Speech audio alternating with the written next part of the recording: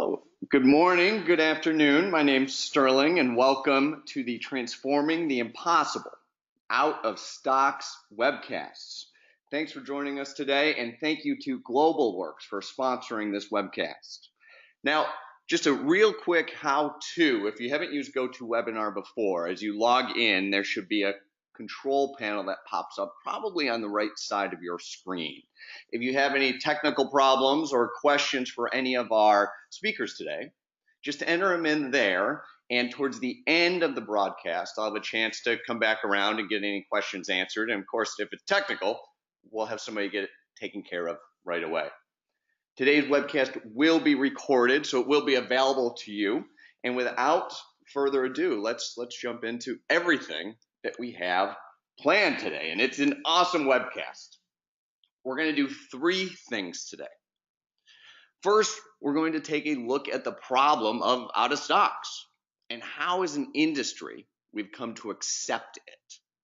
There's this general resignation that it can't be fixed and there are better things to work on. And so we're going to explore that, and then we're going to get into some best practices and real results that have dramatically impacted the out of stock situation, far beyond what's currently acceptable. And finally, we're going to get into how leading retailers today are transforming their out of stock practices, because there is something to do here. And we're going to do it all in about 45 minutes. So we have plenty of time for Q&A, and we'll wrap up at what time? 12 o'clock Pacific. So we'll have about 15 minutes for Q&A towards the end. Again, my name's Sterling Hawkins, and I'm a fifth generation retailer and have since moved into the technology world. Today, through CART, I evaluate over 1,000 companies every year coming into the retail technology space and speak around the world around a lot of the different results. Now, it's my pleasure to have with us Gary Hawkins, my co-founder at CART and our CEO. Gary has been a career retailer, loyalty pioneer, and father of personalized marketing, having written several books and a regular speaker on the subject. Welcome, Gary. Thank you, Sterling. Happy to be with you. Thank you. I also have Scott Sherwood, Senior Manager of Merchandising Business Support at Southeastern Grocers. Scott's actively involved in their store renewal program, has a degree from AIU, and has spent over 20 years running stores for Southeastern Grocers, and is a decorated Army and National Guard veteran. Thanks for being with us, and thank you for your service, Scott. I appreciate it. Glad to be here. Yeah. And finally, we have Bill Lesner, longtime CEO of GlobalWorks, who has really spent his life in the DSD and out-of-stock world. Prior to GlobalWorks, he was CEO of Retail Logistics and spent 28 years in retail supermarket operations. Welcome, Bill. Great. Thank you, Sterling, and welcome everyone this afternoon. Great. Now, we've all been here, right? Where you stop in the store on your way home. Maybe it's a weekly shopping trip. Maybe it's just stopping in quick to pick something up, and you walk in to where you know that product is, and it's just not there. And if you're anything like me, you probably leave. But maybe you buy a substitute. Maybe you have this same look as this woman has on her face of what is happening here? It looks like there's a rush on bread or something in this particular store, but regardless, if that product's not there, it leaves a really, really bad taste in your mouth. And we've all been here as retailers too, right? Fighting or maybe resigned to the constant battle of keeping products on the shelf. It's a never-ending game, and it feels like we just can't win. No matter how much technology we throw at it, we're still left with empty shelves, encountered by about 32% of people. Failure to find staff. Maybe you found staff, but not the merchandise. Maybe the price didn't match an ad, among many other reasons. And throwing technology at it is exactly what we do, especially these days. We all know that technology is growing at an exponential rate. I mean, we hear it from everywhere these days. And every emerging technology out there is looking at this massive out-of-stock problem and including it at least in some part, in their value proposition. You've got artificial intelligence to predict stock levels and better planning, IoT devices and computer vision to actively watch store shelves, consumer tracking software to understand where people are traveling in the store to make sure the right products are there. And the list of these things is just endless. And yet, what if this wasn't a technology problem at all? I mean, all those technologies are valid. There's certainly a place for them, right? And they can definitely help. But what if at the core here, it wasn't a technology problem at all? Consumers have more options today than ever before in history. And purely physical retailers are losing the sale when somebody's not there, when the product's not there. I mean, just take Amazon Prime members. I looked up some numbers prior to this webcast, and when facing empty shelves in the store, 52% are more likely than other consumers to take out their phones and buy what they need online. It's research from IHL, and they also said upwards of 24% of Amazon's current retail revenue comes from customers who tried to buy the product in a store to begin with, right?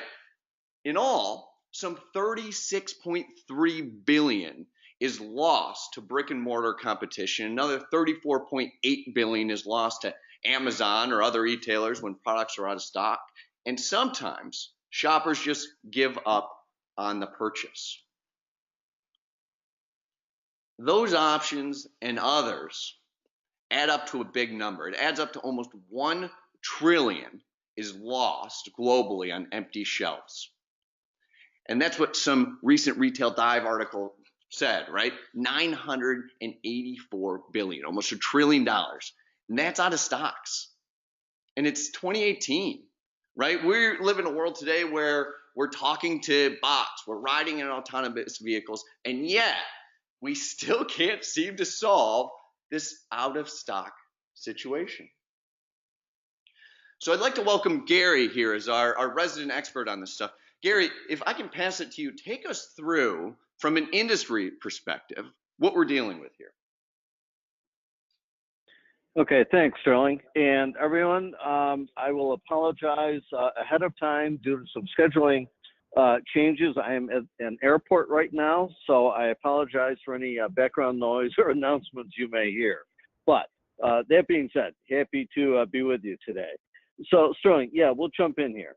So, obviously, out of stocks have been a long-running industry problem, right? As long as there's been modern retail, there have been out of stocks. And the usual figure that is bandied about the industry is 8%, that at any given point in time, approximately 8% of products around the store are out of stock. And obviously that translates to lost sales, and that is, I think, inevitably the first thing that retailers think of is, gee, if I can impact this or make this better, I'm going to get added sales, and that's absolutely true. But fewer retailers stop and think about the other impact of out of stocks beyond simply lost sales, and it really goes to the shopping experience that is being negatively impacted, right, for the shopper, and ultimately lost shoppers. And I think this is a sort of silent problem in the industry because it is difficult to measure. But Sterling, as you mentioned, a few minutes ago, if you encounter an out of stock in the store, especially an item, it's important to you, chances are you're going to leave and go elsewhere or buy it online. And, it's the impact of out of stocks goes far beyond simply the sale or the loss of the sale that day. And it really comes down to the impact on shoppers that you're losing as they go to another store to find that item. Inevitably, they're buying other products. And if they encounter a persistent out of stock problem on products they like to buy, they may simply defect and move to another retailer entirely.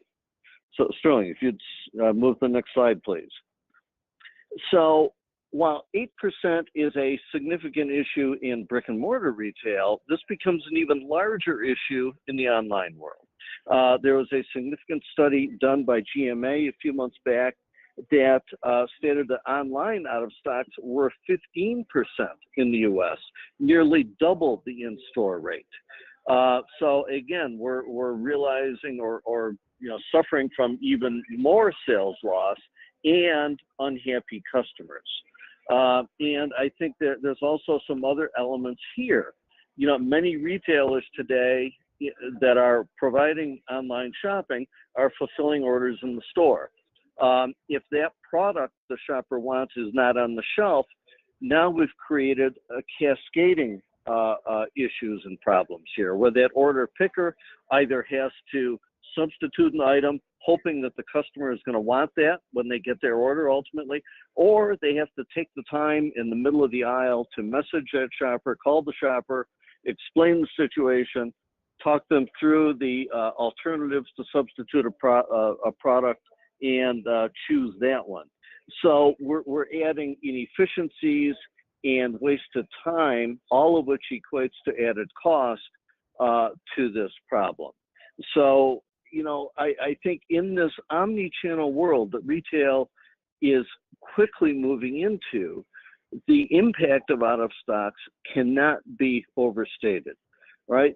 The lost sales, and more importantly, in today's world, when shoppers are increasingly accustomed to getting what they want, when they want it, where they want it, retailers that are not able to provide that product, be it on the store shelf or be it online digitally, are very much at growing risk of losing that customer over time.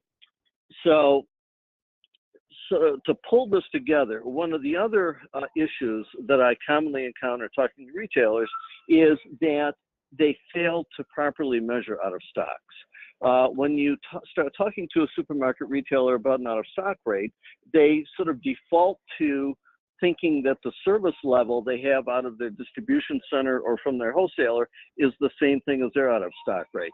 So for example, if my DC is got a 95% service level, that means 5% of products are not in stock, so I've got a 5% out of stock rate. The problem goes beyond that, though, because these retailers are failing to measure and think about and consider DSD out of stocks. And I would suggest to you that DSD out of stocks are a significant portion of the overall problem, because those tend to be fresh products, they tend to be higher velocity products, and so on.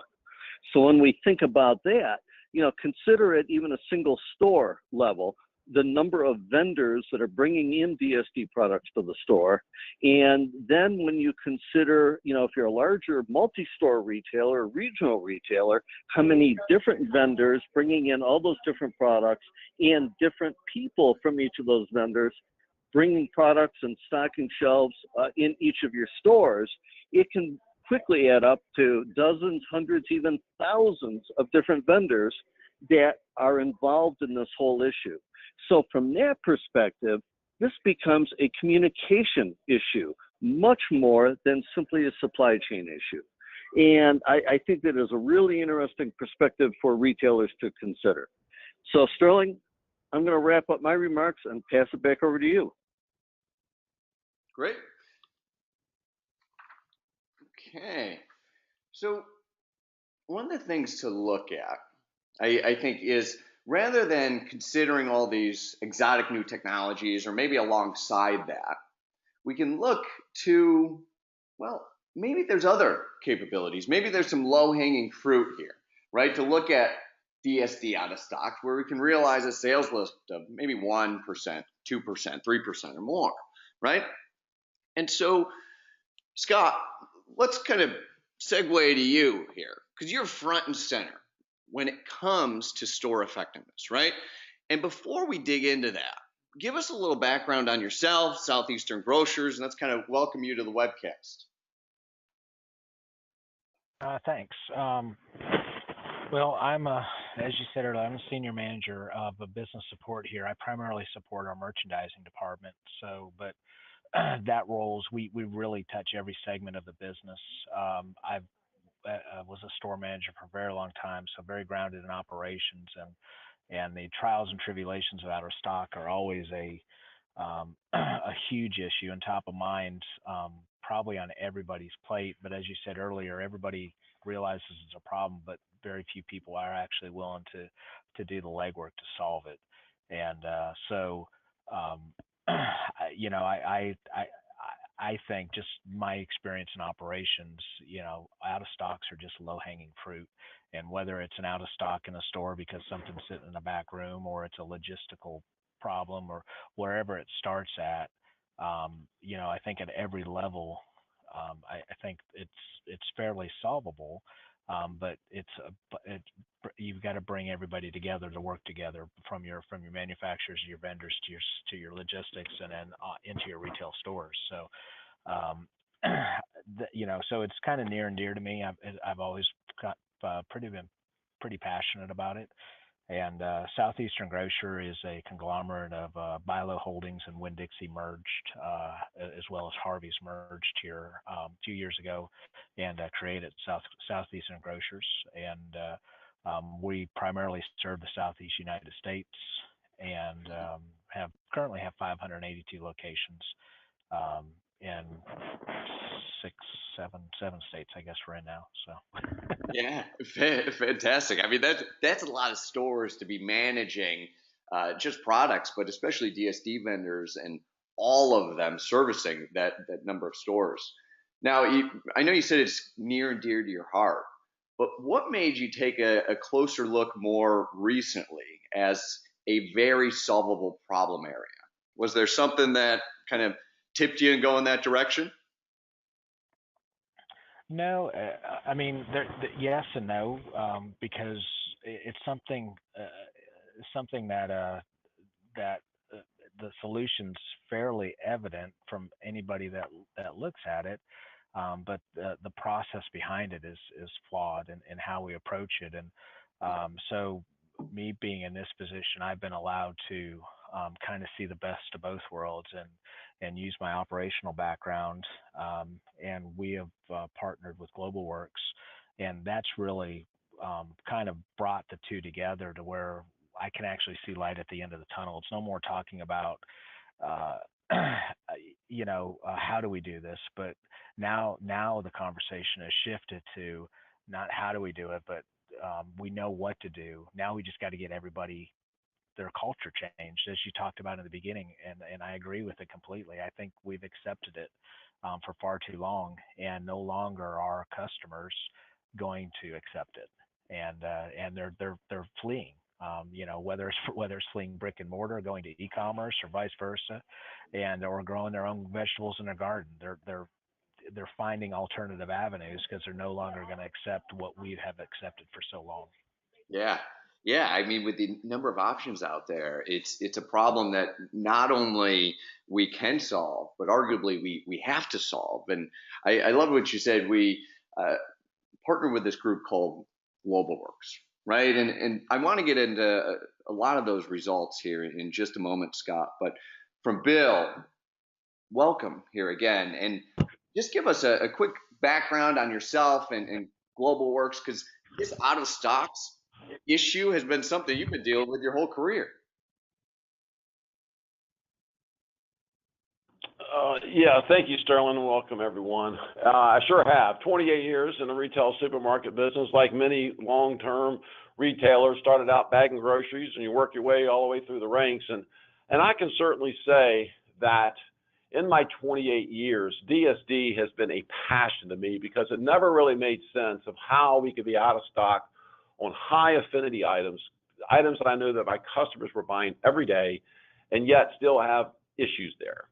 And so, as many entrepreneurs, you look at an opportunity and say, what can I do to help resolve that issue? So when I left, I kind of started, my first side of the company was actually in DSD merchandising, and put together a company that we actually did merchandising in the store, where we would have someone in the store during peak business hours handling multiple suppliers. But as I got into that business, I really realized that the really biggest opportunity was down to communications.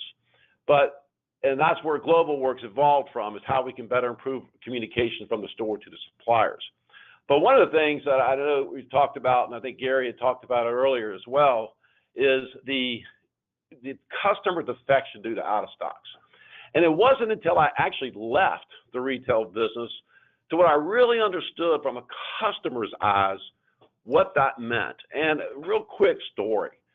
I used to, when I did my weekly grocery shop in the store that was close to my home, very loyal customer, obviously, was work there. And every week I'd go in and buy my favorite item, which happened to be chili cheese Fritos. And then one day after I had left, I went in to purchase that item, and it was not there. It was out of stock. So I mentioned something to the store. But then after 2 or 3 trips back to the store, my chili cheese Fritos were continually out of stock. So I actually left, and I left and went to another competitor down the street. And that's where I actually found my chili cheese Fritos and started actually doing weekly grocery shopping there. And that's when I learned how vulnerable it is to lose a customer just due to even one item out of stock. So that's where we kind of put this program together, and we really look forward to the opportunity to sharing with you the results of from that. Yeah, and so this gives you kind of a sense of the platform. And Bill, maybe you want to lay out now just how does the system work? Well, like I said before, first thing that really comes around is about communication. So when you think about a typical store that has anywhere between 50 to 60 DSD distributors per store, trying to manage the contact information for each and every one of those stores is very, very difficult task for store managers to do. So consequently, what we found is either the stores don't do anything because they don't have the time, or they don't even know who to call. So when we talk about synchronizing your DSD supply chain, is making it easy for a store to communicate to their suppliers and then level that communication all the way up to a corporate standpoint so that from category managers to those top level distributors can have a conversation to understand where their issues are and how they can better resolve those issues. Yeah, that's great. So you make sure, the retailer makes sure that they're never out of those chili cheese Fritos, because I think your story illustrates it perfectly, how powerful just not having one product one time, not to mention a couple of times, can be. You can lose the entire shopping trip, and well, that customer's lifetime value can go to zero when they go somewhere else. And so I love that the Works platform syncs up all the vendors, right? More of a function of communication than it is about technology. And with all the technologies out there, it's kind of cool that it's just talking to people that can make such a tremendous difference. And Scott, before you were moving forward with GlobalWorks, give us a sense of what were you managing prior? What did some of the operations at SEG look like?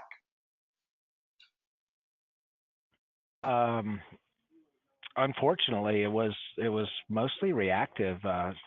Hear about a problem, fix a problem. We didn't really do a lot of proactive work like we're able to do with GlobalWorks, and so it was basically they're either somebody would complain about something in a store, or somebody would go to a store and complain to the corporate office about it. And, we call the vendor at the store level.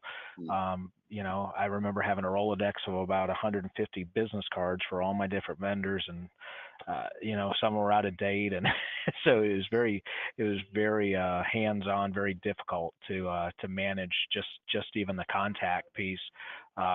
So initially with GlobalWorks, we started just very simply with organizing contacts and basically a system to tell the stores who should they be calling if they have a problem with a certain vendor. So it was something as simple as that streamlined things for the store. And then we also the initial program. 5 years ago, Bill? 6 years? It's been a while. Was just very basic. The store could enter hey, I'm having a problem with this vendor, and they could escalate it, and the GlobalWorks system would send it to the appropriate contact, and then escalate it as needed to the next level, and hopefully to a resolution. So we started very basically like that. Yeah. So you moved. passively responding to proactively saying, hey, we got a problem here. We've got low stock, no stock. And then it gets escalated appropriately once, it's noted in store. Right. Yeah, and Scott, this is Gary. So I'm curious, before you started working with GlobalWorks, did you, and if you did, how did you measure your out of stock problem? How did you, other than walking up and down aisles and looking at out of stocks, were you able to measure it? We didn't. Nothing, other than maybe, hey, we haven't had any sales on this item in a store.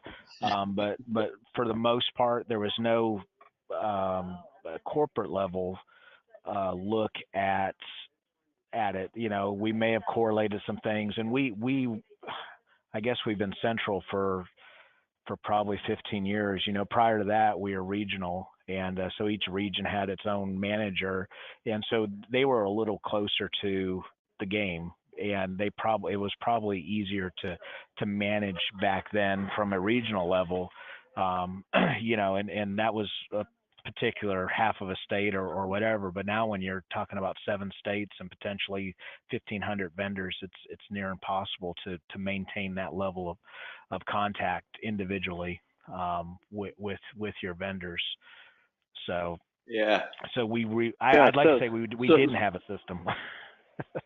All right. So you knew you had a problem. You just didn't know how big a problem it was. Oh yeah, absolutely. Yeah, absolutely. So I've got a quick video here that'll kind of give us a little deeper perspective on not just where the problem is, but how this system that you've implemented at SEG works.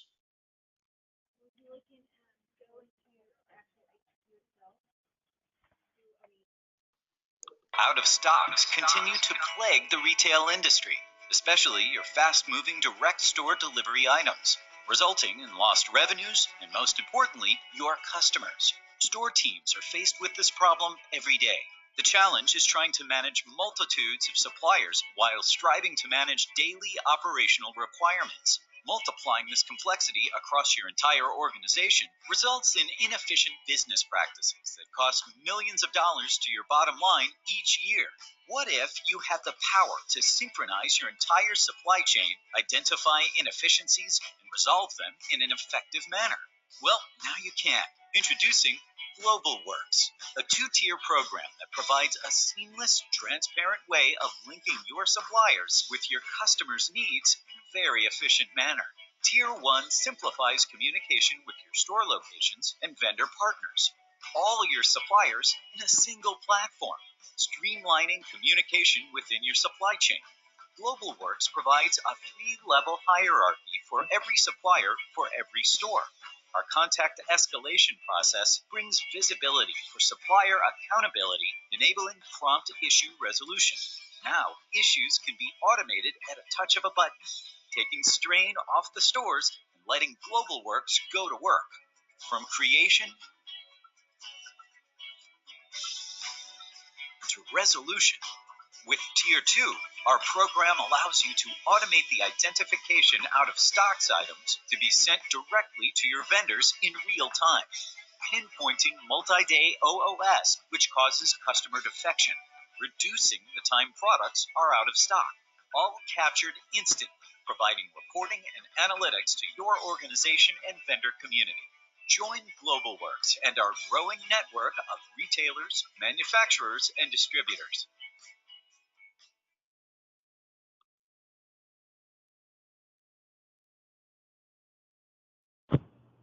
As we talked about earlier, I think part of this, it really does boil down to the communications aspects. And as you talked about earlier, there's a lot of different technologies out there that are addressing a lot of things, from promotional forecasting to replenishment, automated ordering. But what we have found in all the studies we've done over all the years, and I tell you, we spent probably 6 years in R&D research, really driving down to what the real issues were and how to resolve this. And what it all boiled down to, the studies that GMA actually did as well, is 54% of the issues really boils down to communication. George Bernard Shaw said it the best here: the single biggest problem with communication is actually the illusion that has taken place. And that's one of the things we found out, is the fact that if we could get to a supplier faster, we could get product on the shelf faster. And that's what the program is really all about, is how can we make a supplier aware of an out-of-stock problem that can be resolved much faster. And on average, what we found, that a typical supplier, once an item is out of stock, generally does not get replenished for about 28 hours on average. Generally, a store waits until they come back in. The studies we've shown, by immediately alerting that supplier and following this protocol, took that time on average to less than 6 hours of resolution. So there's where we started to show the impact of the sales and the availability of out of stocks. Yeah. Yeah, and I think that chart says it all. The majority of the issue here is just people communicating, and it's not effective to have that Rolodex of cards, nor do we need that these days. So we were talking about low-hanging fruit. I think this is it. So, Bill, just pick up on that. How does GlobalWorks actually work? So we look at it in two tiers, and as Scott had mentioned earlier, that tier one is kind of what we started out with at Southeast Grocers, and it was really all about managing all the contacts for each and every one of those suppliers, and then creating the protocol that allows the store to easily just submit an issue and then follow that protocol to resolution, alerting them and the suppliers of what's being done to resolve it. And then what we did at Southeast Grocers, so we moved to what we call tier two, because what they were doing at the time was they were actually identifying out of stocks to a daily scan file. But as Scott mentioned earlier, they really weren't doing anything with that information when it came specifically to DSD. So we worked with them. We took that information and said, well, how can we automate that? And so what we're able to do in our tier two program is take scan data, or take items that are identified as an out of stock in real time, and be able to put criteria against that. For an example being, if you scan a section of out of stocks and come to find out that maybe those are ad items, are there priority items, are there multi-day out of stocks, then the system would automatically create these critical service issues, which really made it easier for the store. They didn't even have to go through and create them manually. We were able to automate that process. So that's the difference when we talk about tier one and tier two. Is mainly creating these service issues, managing the contact information, and automating those. Got it. And Scott, how was it organizationally at Southeastern?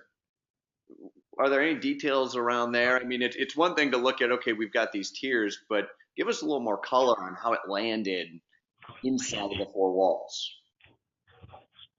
Well, we started it by doing a pilot down in our South Florida stores, just to kind of proof of concept, I guess, to make sure that the bang was worth the buck.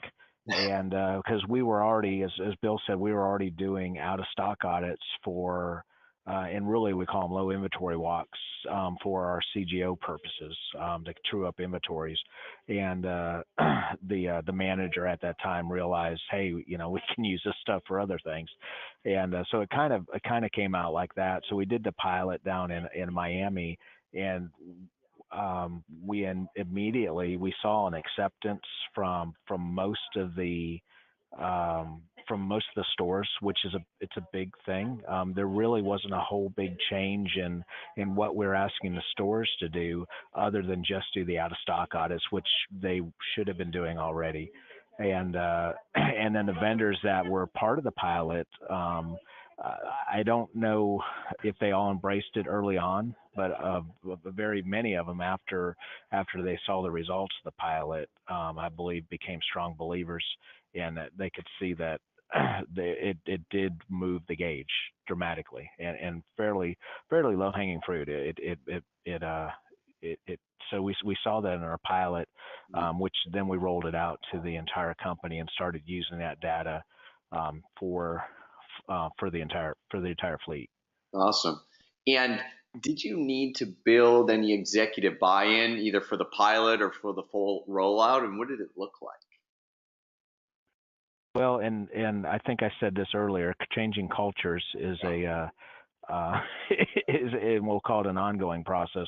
And yes, I think everybody in the back of their mind realizes out of stocks are a problem, but everybody wants to make sure that what we're doing is is functional and it is showing improvement. So we've had to almost go back in and reprove concept here. We had some operational changes here recently in the organization, and and so we've struggled a little bit with that. And yes, so we have executive partnership, executive buy-in, and from our merchant team, and getting everybody lined up and marching in the same directions, because the tools that GlobalWorks offers as far as their dashboards and reporting, and just Bill's team is just flexible. They're willing to help us and work with us any way that a merchant wants to be communicated to. So if they want to look at a dashboard, they got it. If they want to report every Monday at 3:00, they got it. So the flexibility with GlobalWorks is really kind of a highlight of the whole program. And unfortunately, it's more work. And so just like anybody, you say, hey, this is really important. Well, most of our merchants, most of our stores, and probably most of our vendors hear that every day 100 times, and so they start setting what's important and trying to determine, and I really think that's where the executive leadership really owns that direction on saying how important this is, and how the bang that we get, that we can see, because it's nothing because we're not reporting on it today. We don't know. We don't see it, or we haven't. So we don't know the improvement. We see it over time, and we have seen it over time, and we've got to reinvigorate that every once in a while, and get people excited again about it, and make sure everybody's looking at it and marching in the same direction. Sure. Yeah, you kind of have to take it from that resignation of, oh, we just deal with this, to, oh, there's a solution, and it takes something. We got to actually get the products on the shelf, but it's solvable. And so when we look at kind of the layout, this tier one, Bill, this is kind of what it looks like, right? Yeah. So, like I said, for every store, can you hear me okay? Yep. Perfect. Yes, for every store, so we take every supplier and we work with them directly to ensure a updated contact management, because that is one of the things that we have found, even working with the suppliers, as everybody, they have turnover. So trying to keep that managed, for example, every 30 days we update with a supplier, tell us what your contact changes. So if you look at a typical supplier at a store, it's generally the first level person that services that store, and then his or her supervisor, and then generally the third level contact would be the national contact manager for corporate. So those are generally follows the 3 levels of protocol, but each supplier has the ability to customize their protocol specifically to their organization.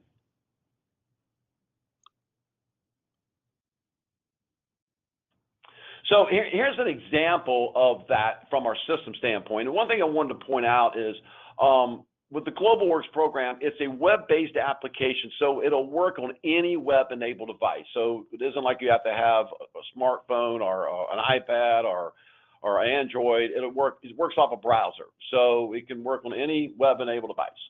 So each individual store has an application by which they would be able to say, if I just wanted to reach out to a supplier and communicate with them, maybe we have an inventory, or maybe they want to have just anything outside of out of stocks, they can very easily look and see who are my contacts for that store, telephone number and email address. But then if they have an issue, you go to the next slide there. Perfect. So they have an issue. We have a little button there. It's called Submit a Service Issue. So what we do is we help the stores manage the difference between, all they do is select either what we call the manufacturer or distributor. So for an example, they may know Anheuser-Busch or Budweiser. So that may be the manufacturer, but they may not know them from that. Maybe they know it's just ABC Distributing. So we link the difference between the two from the manufacturer to the distributor as well. And why is that important? And we'll talk about that in a little bit, because now the manufacturer has visibility on how well all their distributors are doing. So you think about Coke from a corporate standpoint, they have visibility now into all their distributors. But from submitting this service issue, they just select the supplier, they select whether or not it's an out of stock or an ad, and then of course there's a little drop down box that says if it's an out of stock, it's an ad item, it's a priority item. And they can write a description, they can take a picture, but as soon as they submit that issue, it follows an automated protocol. And you can go to the next slide and we'll show kind of what that protocol looks like. So it'll send an email and or call the vendor at the first level. If they don't accept it right through their email, that after an hour or 30 minutes or whatever time the retailer designates, it will automatically go to the next person in that protocol. And if they don't respond, it goes to the third level in that protocol. But once they accept that issue, that alerts the store that the issue has been accepted and when they plan to resolve the issue. So then after they accept the issue, now the store has visibility into that. Through the same email, when the supplier goes back into the store, then they can say, I've been there to fix this issue.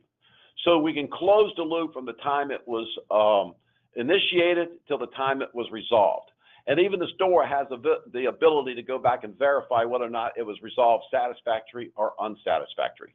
So it's a way of being able to gather this information, look and see how a service issue has been reported upon, and then being able to report back on that so you can track trends specifically to drivers or suppliers or where you may have the greatest opportunities at.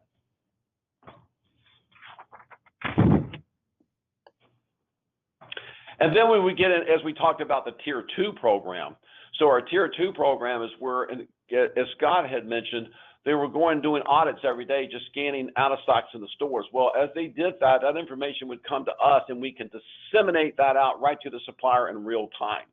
And that's kind of a twofold program with that. One is we can alert every supplier every day of just the out of stock. So it's just a notification that says, here are out of stocks that were scanned in that store that day. But then we can take that same scan data and we look at it and put criteria against it and say, wait a minute, based off that scan data, there is some really serious issues here. As I mentioned earlier, is an ad item out of stock? Are there priority items? In my whole section blown out? So from that data, we can automatically create a critical service issue, which then follows that same protocol. So Tier 2 really automates this process. Got it. And this change, it takes something, right? It's kind of a step beyond the status quo. And you shared a little bit, Scott, but how did your vendors respond to a new way to operate, a new system to use? Some of them jumped right on board and love it. And then we have the few, we'll call them naysayers. And we still have a few, we still haven't had every vendor embrace it.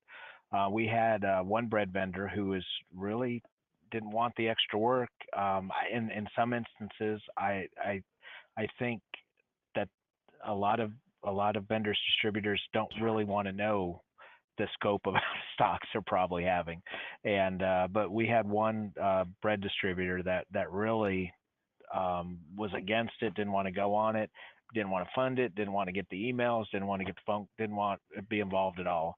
And we kind of forced his hand with I will call it a trick, but we forced his hand, and they got on the program, and now and he's our key account rep for our corporate office, and he loves it. It gives him, they're an owner operator distributor, or they're set up both owner operators, so.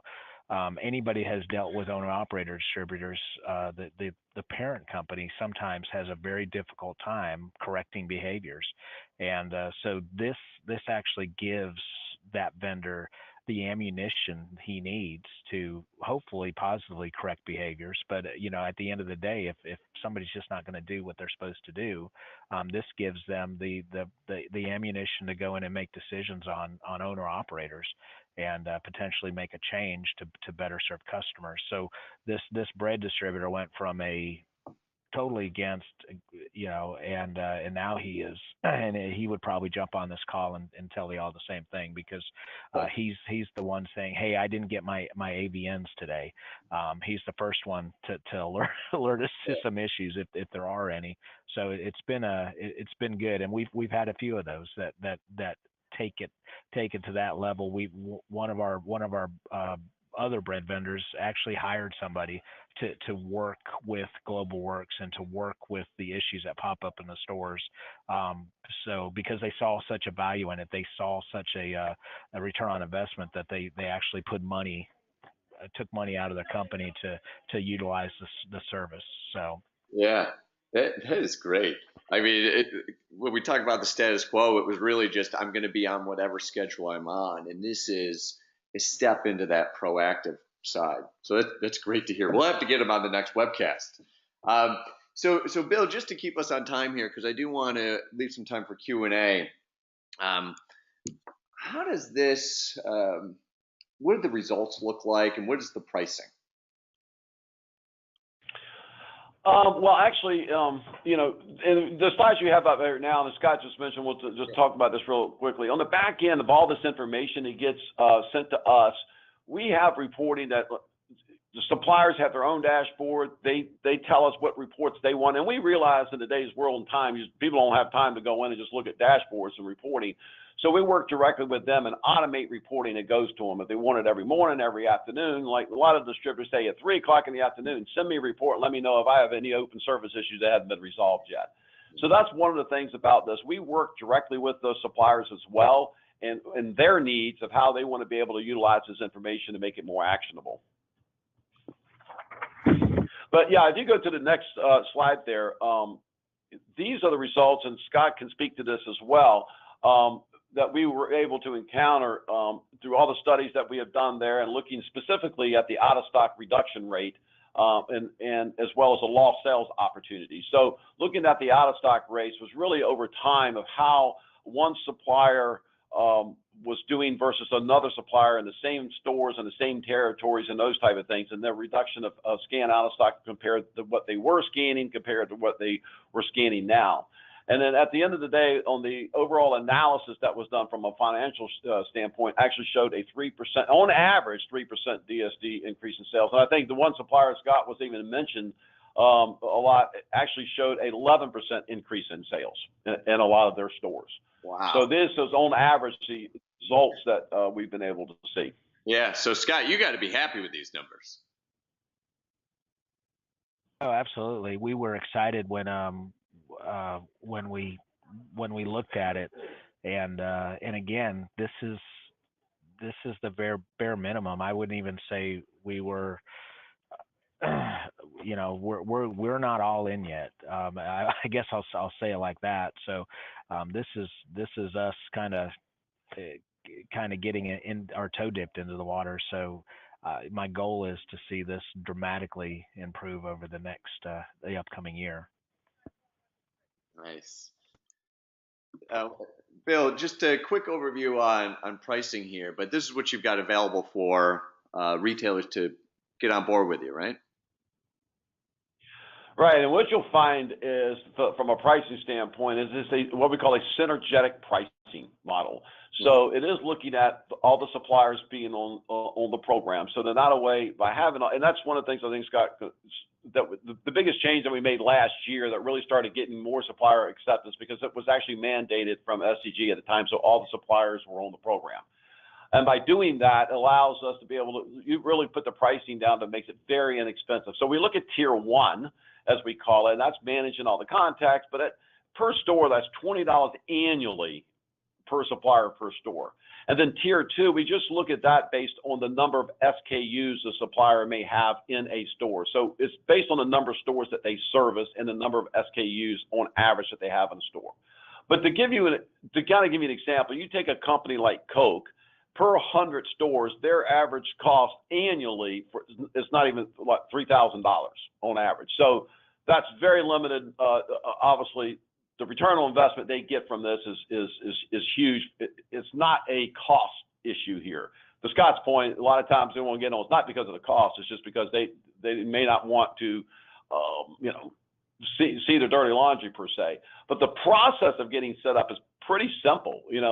We manage all of that. So basically here is where we just say, you provide us all your suppliers and the key contact for those suppliers. We get with them, get all their contact information set up, get them all connected from the stores, and then boom, the stores are then alerted that their vendors are set up and how they can access it and actually start using it. Typically, we can get a retailer up and running within 30 days, as we had, our newest retailer just signed up on Chinooks, which I think we had on the next slide.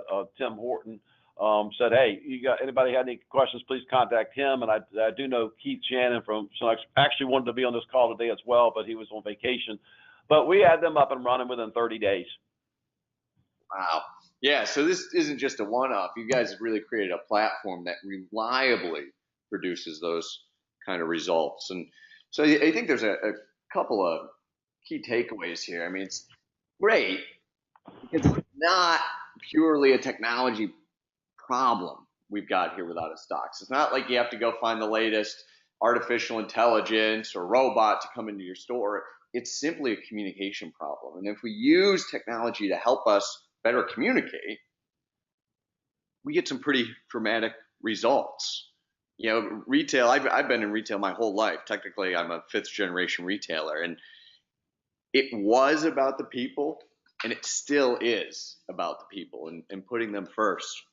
And we've got some time for Q&A, so if you have any questions, type them into the dashboard you've got likely on the right side of your screen, and I've got just a couple of minutes to get into those. First off, I've got one for you, Bill. How do you support retailers in getting started with their vendors and the billing process? Is it billed through the retailer or to the vendor? How do you manage that whole process? Great. And so generally we bill the vendor directly.